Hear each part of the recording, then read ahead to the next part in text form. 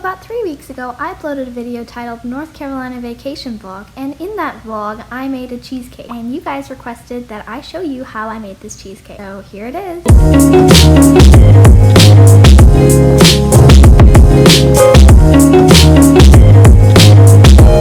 First off, you're going to need to crush about 1.5 cups of graham crackers so that they are very fine in consistency with no big chunks.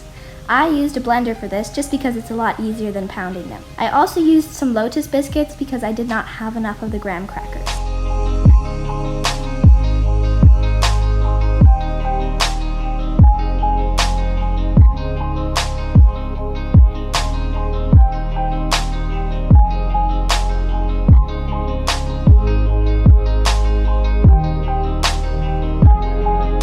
Now you'll need about 1 1/3 cups of butter softened and mix that into your freshly blended biscuits.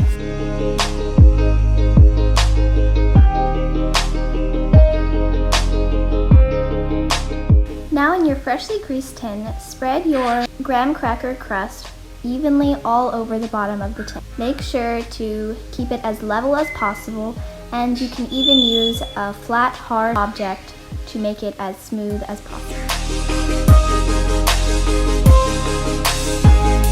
So the camera actually wasn't recording, but what I did is I put in 4 8-ounce packs of cream cheese and 1 1/4 cups of sugar. Putting in 1 cup of sour cream. You could also use plain Greek yogurt as a substitute. You'll also need 2 teaspoons of vanilla extract and 5 eggs. What I did is I separated the egg yolks from the egg whites and mixed the egg yolks in with the rest of my batter. Then I whipped the whites separately and folded it in at the end.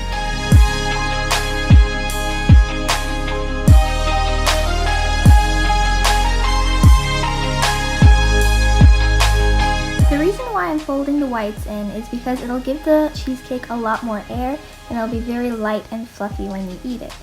You must also make sure not to mix the whites in, but to fold the batter over it so that the air stays inside the whites and doesn't get pushed out. Otherwise, all that whipping will be pointless.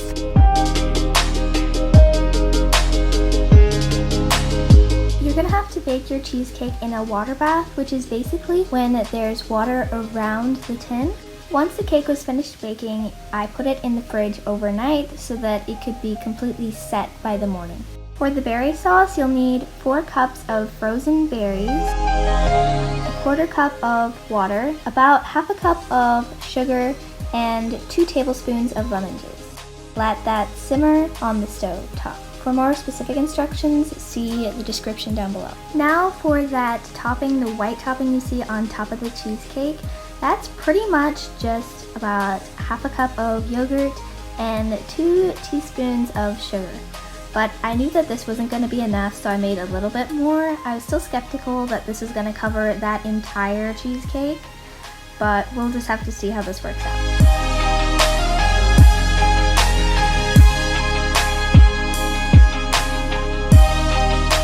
I just used this spatula to spread the topping out, and I began to realize that the amount that I had made was most certainly not enough, but I was still hoping that I could stretch it out as much as possible. As I was making the wave design with the fork, I noticed that you could see the cake through the topping, and I was like, no way, this is most certainly not enough. So I went and I made some more of it, which is basically just the same ratios, and I just put out a little bit more. I covered the cake once again with this other layer of topping, and this was definitely the right amount.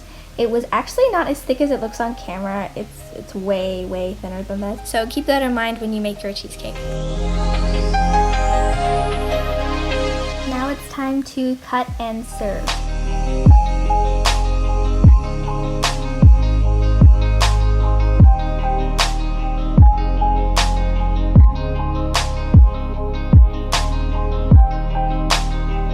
All in all, this cheesecake tastes absolutely amazing, and that's why I made it again.